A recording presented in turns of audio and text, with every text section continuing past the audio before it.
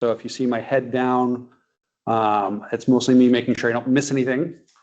So for anyone that's participating today, this is the rulemaking hearing for the Temporary Insurance Premium Assistance Program for affordable housing providers and shelter locations. And then just for the record, today is Tuesday, February 24th, 2026. So good morning. My name is Brian Feldheim. I'm a senior policy advisor here with the Division of Financial Regulation. Kind of throughout the proceeding today, you may hear me refer to the division or DFR. That's what I'm referring to as the Division of Financial Regulation. I'm serving today as the hearing officer for today's public hearing. And again, this is the proposed rulemaking that is needed to establish the Temporary Insurance Premium Assistance Program. This program will provide direct payments to eligible affordable housing providers, shelter sites, project turnkey locations, and navigation centers. So the intent of these payments is to help offset a portion of the rising costs of insurance coverage incurred by eligible entities. So also in attendance with me today is Karen Winkle, the Division Rules Coordinator, who will be recording today's hearings. So Karen, is there anything you want to say to the folks? No, Brian covered it. All right, great. So just kind of some kind of record keeping items, and want to make sure that I cover all the bases here from a legal standpoint for today's hearing. So again, today's hearing is being recorded. Any comments submitted in Teams as far as comments will also be part of the written record. And there's a couple other points I'll raise here in just a couple minutes about the public comment period that will immediately follow today's hearing. So again, just reiterating, today is Tuesday, February 24th. The time is now 11:07 a.m. That is Pacific time. And this is a public hearing being conducted in a hybrid format using both Microsoft Teams, and we are also physically present at the Labor and Industries Building, Conference Room E here in Salem, Oregon. So again, we will conclude today's public hearing at noon Pacific time. So the notice for today's hearing was published in the Oregon Bulletin on February 1st, 2026. This notice was also distributed to persons on the division's mailing list and to other interested parties. This was related to Senate Bill 829 out of the 2025 session. It was those mailing lists and those interested parties.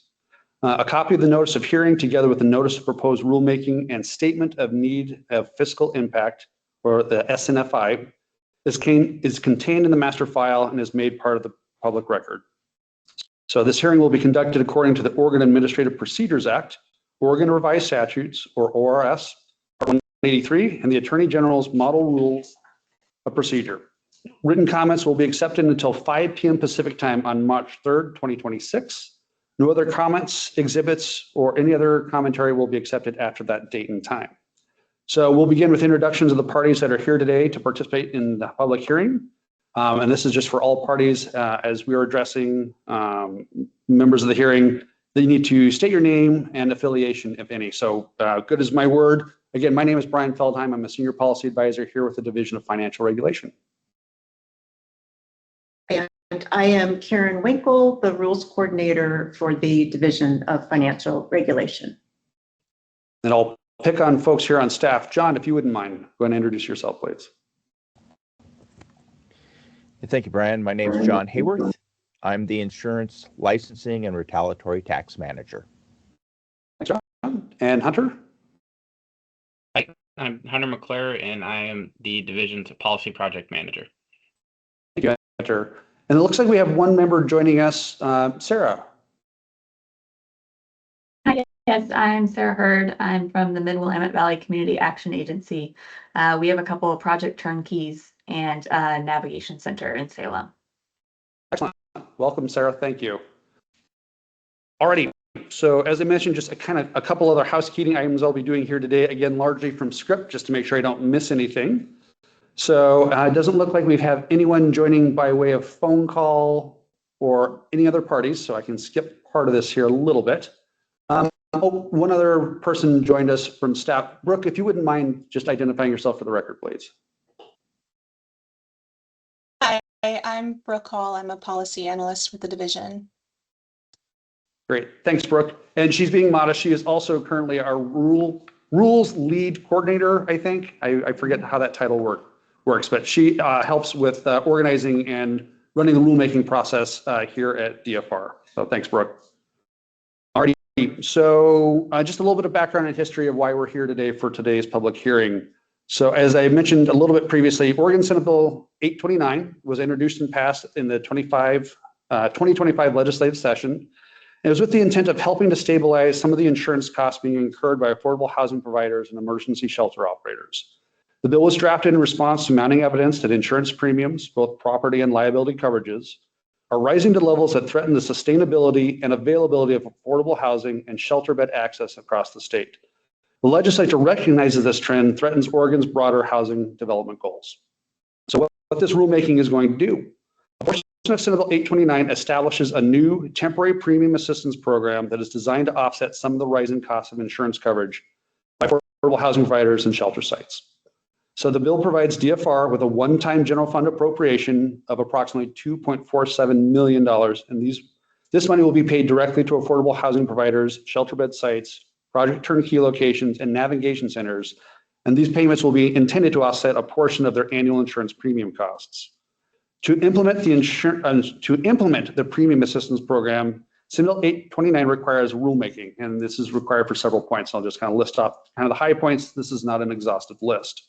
So rulemaking is needed to establish the eligibility requirements for receiving premium assistance, identify eligible entities that can apply for assistance, determine and collect sufficient applicant data to include financial data necessary to establish relative applicant financial need or distress, identify and prioritize funding for the highest need applicants, create a fair process to distribute available assistance funds, preserve the maximum number of affordable housing units and shelter beds, and to help stabilize and grow overall affordable housing inventory and total number of available shelter beds throughout Oregon. So we'll be moving to the public comment and testimony period here in just a moment. So this is a time and place in today's hearing for members of the public and interested parties to provide comment or testimony on the division's proposed rulemaking language that is necessary to establish and administer this temporary program.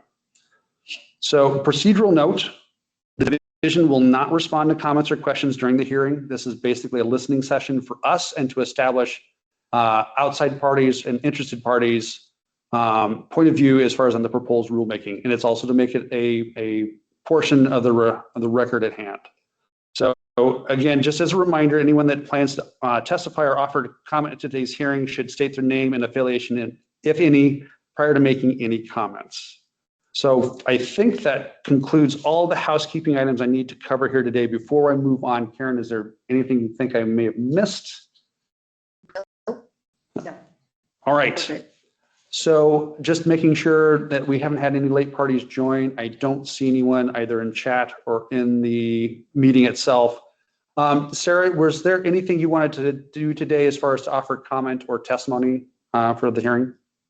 No, I was just more interested in hearing what you guys had to say, just kind of keeping track of this bill and what's going on with it. Okay, great.